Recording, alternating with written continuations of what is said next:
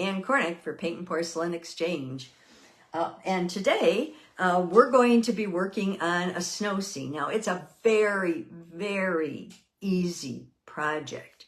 It's so easy that if you're a beginner and you've never painted and you've been afraid to start, this is the perfect project for you because it's something that you're going to be able to do no matter what. It's also a great project if you have kids home and they want to paint something and you're a China painter and you don't mind sharing a little of your paint and brushes with them. This is how my final fire turned out. And like I said, it's a very easy project. Now I have a little bit of mother of pearl down here just to make the walk look slippery. But, you know, you don't have to have lusters. I know I've been doing a lot of lusters lately. And I think I've been frustrating people who don't have lusters. You could do the walk in gray, or you could do it in a blue-gray or something just to give it a little bit of a look, just so you know the walk is there. So what are we going to use today? Okay, you probably, if you have it, you should get a clear plastic ruler. You want to make sure that the roof on this is, the roof line is nice and straight, and the sides are straight. You may not paint straight, but at least you start out that way. The other thing I use is I use a Stabilo All pen pencil, or any kind of a soft lead that you know will fire off. I like the pencils a little bit better than the Sharpies, and the reason for that is because, and this is a Sharpie, it's a very fine point Sharpie, but sometimes they get mixed in with my paint, make my paint look off color and I can't tell, whereas with the pencil, it doesn't seem to happen as much. Plus, this is easier to move around, and as you'll see. I'm also going to be using, now I have these little applicators that dentists use. It's called a disposable micro applicator. I got them on Amazon. It's by Plasticare USA, and they come in a variety of sizes.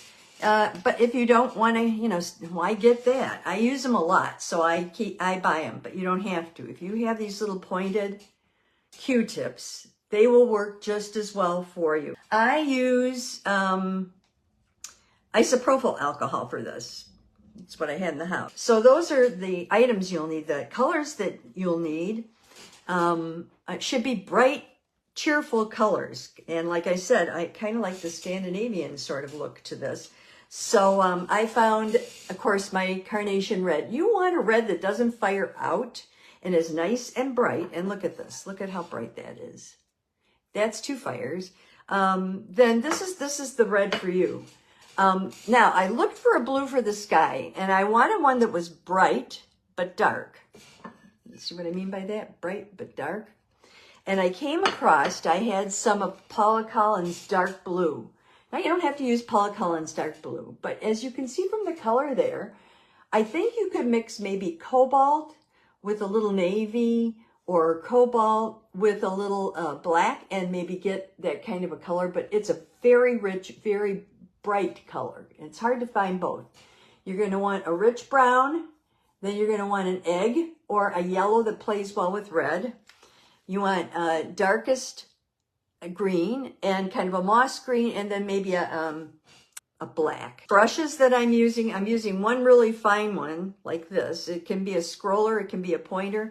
Of course, I have my filbert. You want one that's will apply your background kind of smoothly, so and thickly. So I'm using that. I know it'll work for me. And then you want a little one.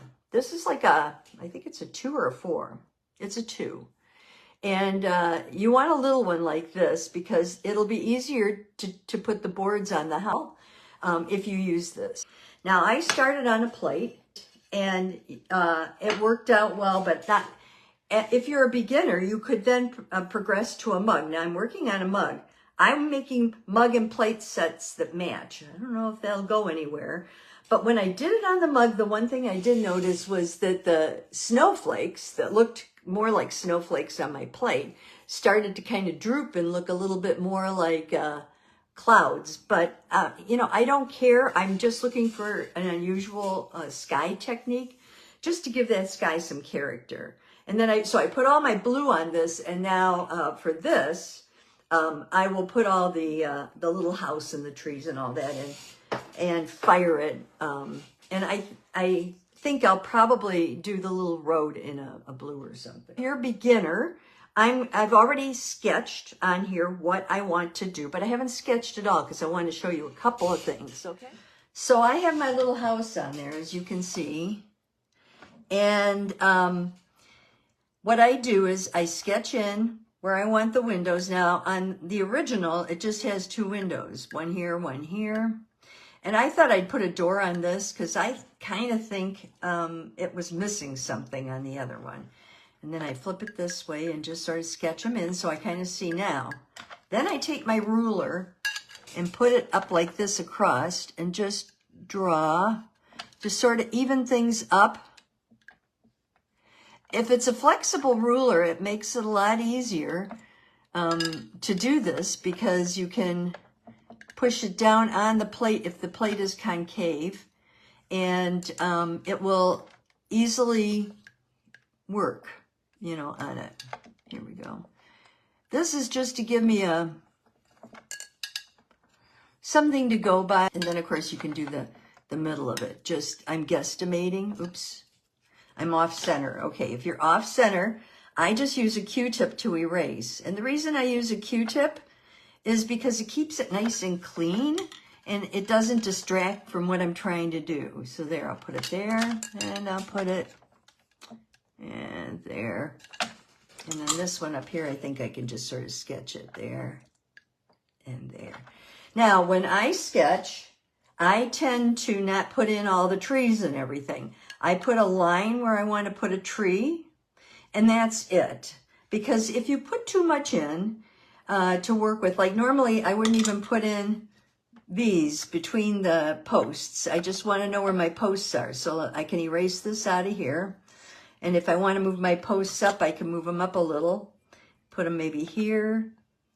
And you want them bigger as they come forward. And then this one's going to come down that way. And that way I've got it, at least got it, have it sort of laid out, but not laid out to the point where I have to follow it exactly. The other thing I'd say to use a ruler for is the roof.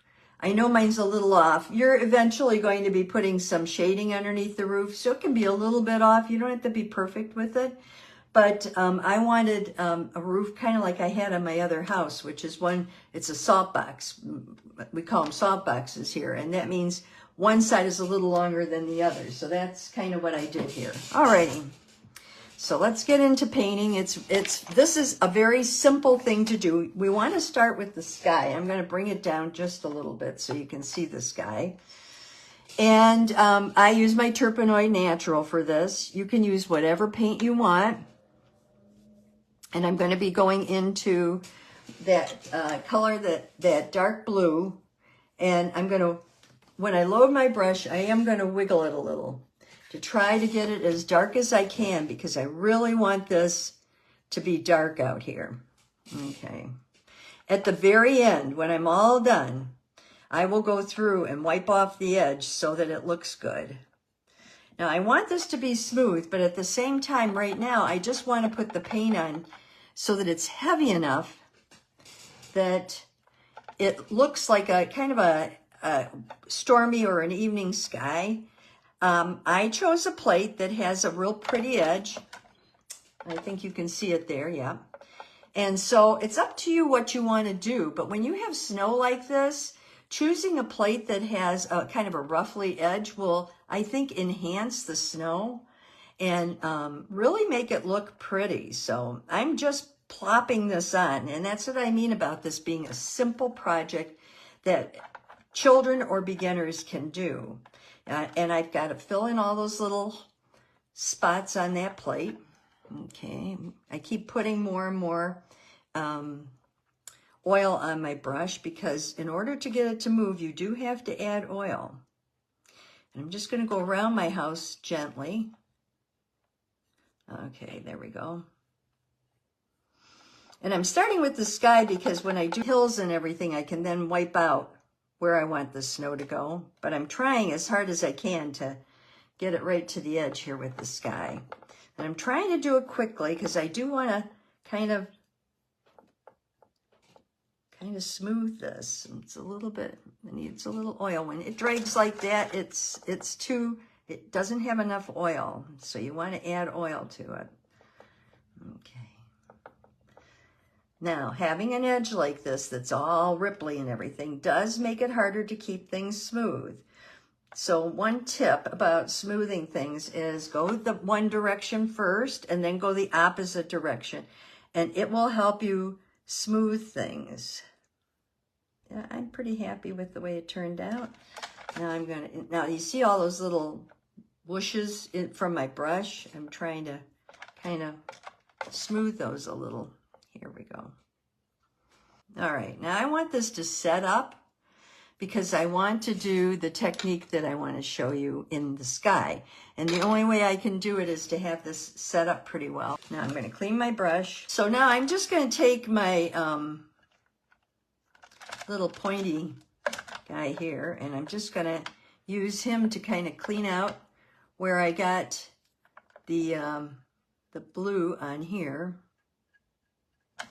Because I am going to want to do the chimney in red, and I haven't quite done my hills yet. Now, before I do all that, I'm going to do these hills. And if you have a light blue, you can use it. I just take the blue from the very edge here, test it on my tile, and I'm just going to suggest,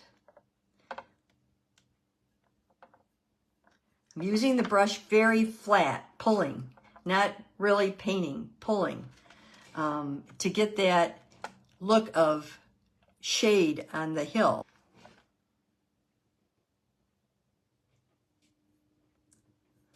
See, I'm using the brush almost flat.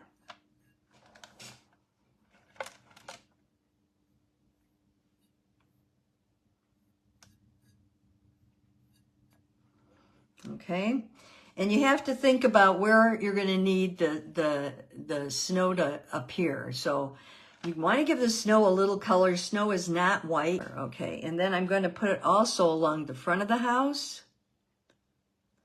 as a shadow, if nothing else. These are going to be trees, so they're going to have shadows coming out like this. And then I'm also going to put it along the walkway. Very, very simple. And over here along the walkway. Let me turn it, paint this way. Because when you're painting flat like this, it's, and see, I really like this plate, because see how the plate has that kind of pulls the snow across? I kind of really like that. Then take feather on the very end and just lightly feather it, because you want it to have a smooth kind of appearance. Okay, you can. Oh, one thing I should tell you is you do want to put a little more shadow on this side and this side, just so that that roof's going to stand out for you. There we go. All right. Okay. Now I'm just going to clean up the snow a little. All right, let's see if the sky is done. Now the best thing to do, let me take this off for a minute. It's best to do this flat, okay? So I have my isopropyl alcohol here, and I'm going to take off the applicator that was on top so that I just have the bottle. Need a couple of these little applicators. Okay, I just pulled out a whole bunch of them. Good. And I'll close it. So I have these little applicators, and I'm going to take and just dip them in my bottle so they get wet. And I'm going to put them head down and just hold them for a minute. Look at the snowflakes. Now you don't see them right away, so don't keep dipping. Just dip once, touch once, and they will grow. Now, if you put it down like this, you're likely to get a better result than if you try to do it while it's on an easel or on a stand that's tilted. As the isopropyl wears off, they'll get smaller and smaller and smaller and smaller. If you put too much on, like I did right there, it'll move too much and it won't look much like a little snowflake. It'll look more like a little mess. So, and I'm just dipping. I keep dipping as I need to, and I'm just going around. That was a mistake. If that happens to you, just take a little blue and just brush it back and forth, and then go in and really play with them. There. Ah.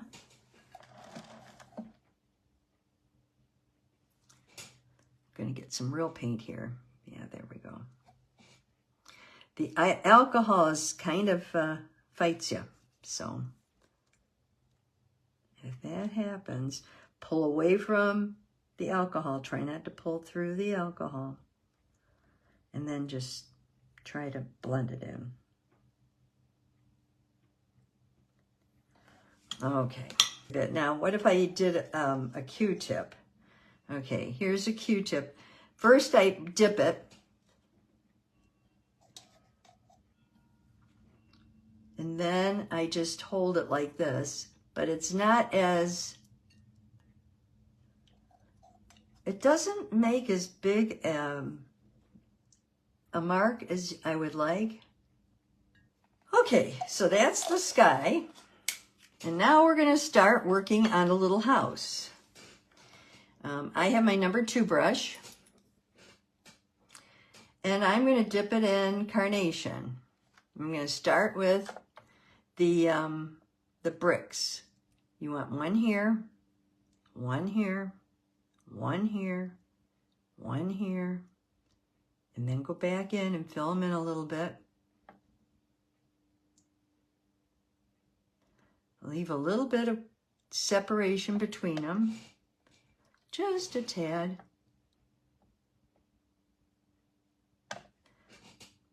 This is not as dark as I want it to be. Darker, darker, darker, darker, darker, darker, darker, darker. And then I'm going to take my Q-tip, get a new one, because I don't know which one I used for what. And I'm just going to wipe out where the snow is here. And then if you want to, you can kind of wipe out a little bit of snow on these bricks.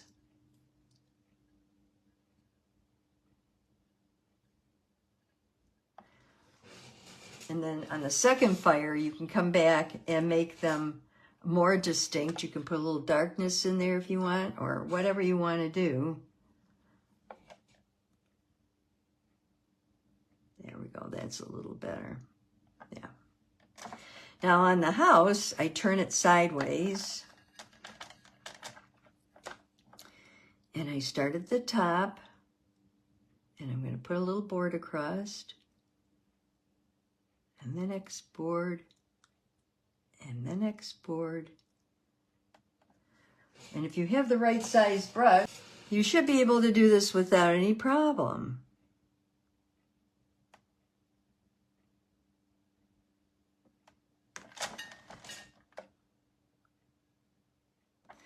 And the hardest thing is just tucking the color up under the eaves on both sides. And then here you're going to come across.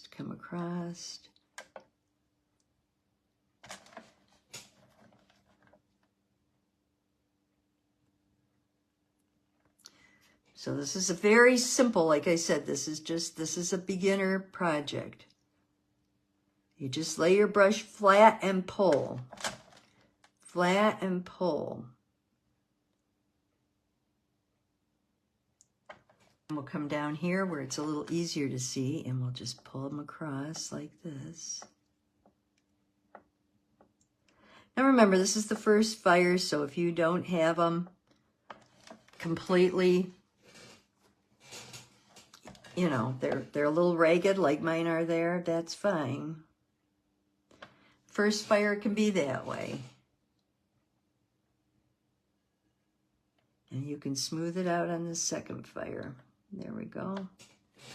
And then just do this side of the door. If you put a door, you don't have to. My original doesn't have it. The reason there is no line drawing for this is because this is for you to create your own little guy. I'm not going to put any dark lines or anything in. I'm going to decide what color I want my door. I like egg. Egg plays well with red. You need something that's going to play well with red. So I'm going to put a little light in these windows. A little yellow there. A little yellow there. When you're dealing with pencil, you want to put the yellow around the pencil and not on the pencil because it'll smear. And then, do I want a yellow door? I guess so. If I don't want to keep it yellow or I want to make it a darker yellow, I can do that in next time.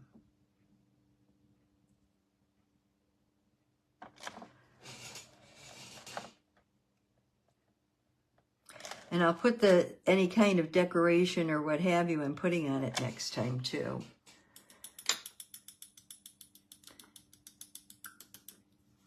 And I think I'll be okay. Like if I wanted to put a wreath or something on the door, I think I'll be okay. The only thing I should probably do, taking a dry brush now, and I'm just wiping this down because I think it's a little thick at the top and I don't want it to be that thick. Now I'm going to take my liner, and you pretty much finish everything else up with the liner. So I'm going to start out by going into my brown. And when I use a liner, or this is a scroller, I kind of twirl it a little so that I get a nice point on my brush so that when I put it on here, it goes pretty easy. Now, if you're like me, I'm resting on this turntable to try to keep from getting too shaky, but if you keep the lines thin, fire it, you can always even it out on the second fire without playing with it too much. So here we go. And then up here, I'm going to just do this guy. So this is a very simple project. There's nothing hard about this. I have relatives coming into town this weekend, and my one cousin always wants to learn how to China paint. And I thought, this might be a perfect type of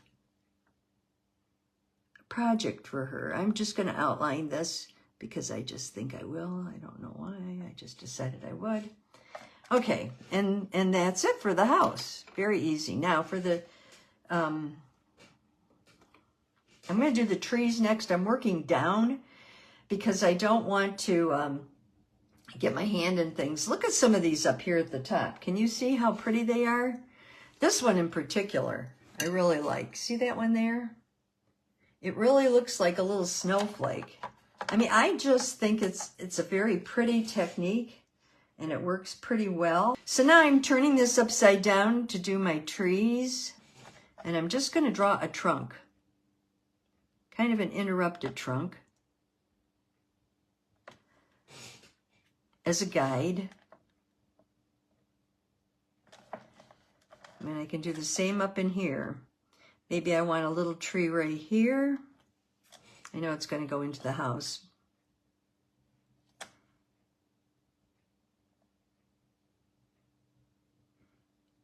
Okay, I want that to show through, so I'm just putting it in there now. Okay, now I'm going to take my moss green this time, and I'm going to work from the bottom up. And I guess I'm going to have to mix the moss green with the darkest green. This is an easy way to do a tree, working from the bottom up. So you go across, and you just keep pulling it towards the middle. So this. This. You can pull them out a little up in here.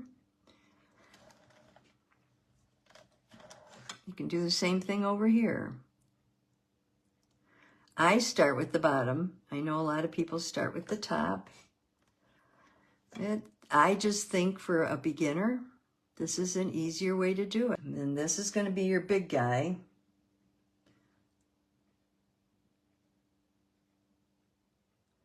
I'm laying it down a little thicker.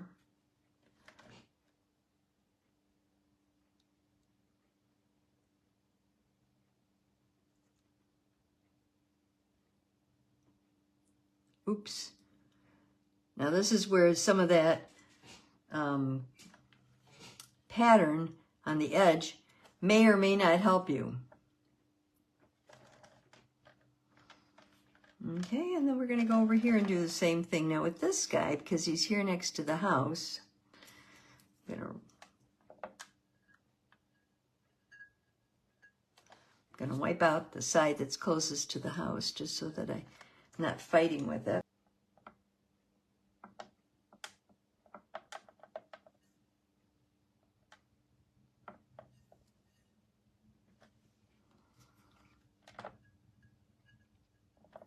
And you can take this and go back in and add a little bit.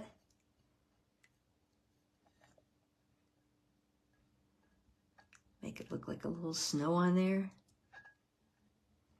Do it on the tops of the little branches. And it's simple. So, if you're looking for a simple project, this is it. Remember, here you're by your house, so you have to kind of not go over the roof too much. And then this big guy. Clunk, clunk, clunk, clunk, clunk, clunk.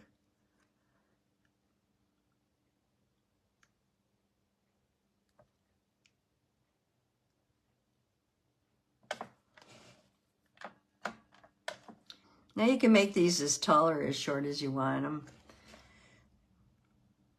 Okay, and then I'm going to take my little guy here and just kind of go through and, oh, hang on.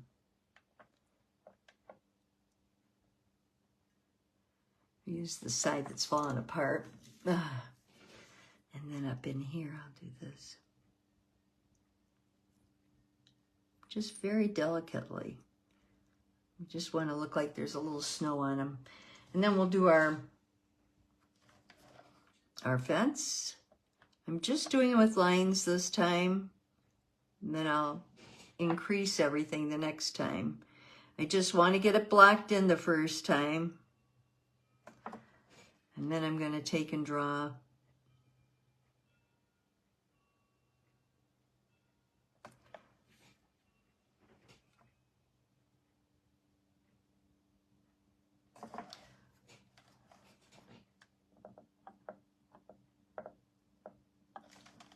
final thing we do, of course, is we go up in here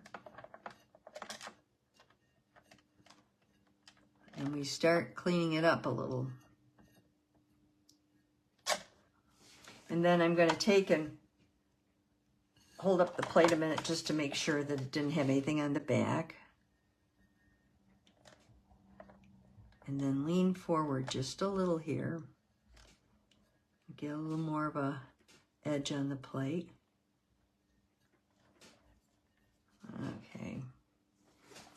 Okay, I left this part because that's where I would put like a mother of pearl or something like that. You don't have to do that, but at least you have it there. Now this is going to fire out quite a bit, and then you're going to want to put more detail on it on the next fire, but at least it gives you a starting point. And I really like the way these little snowflakes look. Look at them. Aren't they adorable? I think they look really like snowflakes. And then I'm going to finish my mug. So see, I put in the house. Can you see the house there? You can see the outline for the house in the sky, so that when I go to put it in, it won't impact the sky. So if you start doing a mug and you find that it's dripping like I did and you want to fire it, make sure that you draw in where the roof is going to be and the chimney is going to be, because otherwise you're going to have problems and it's not going to work out the way you expect it to. Pick up those brushes and keep painting. I'll see you next time. Bye-bye.